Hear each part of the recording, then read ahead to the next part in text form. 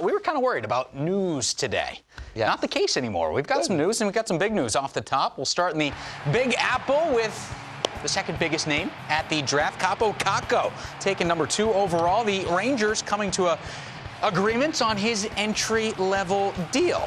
Pretty straightforward when it comes to these kind of things, right, Each? Yes, it is, because there is the entry-level salary cap. They're limited in what they can make. There are bonuses that are a part of it. We saw Kirby Dach, the number 3 pick of the Chicago Blackhawks. He signed his, and now the number 2 pick as well. So for the Rangers, they're expecting this to be the first of many contracts he signs with their organization. And you can see the numbers last year with TPS, 45 games, 22 goals, 16 assists, the first player in IIHF history to win gold at the U18s, World Juniors, and World Championships before being drafted. Not a bad resume.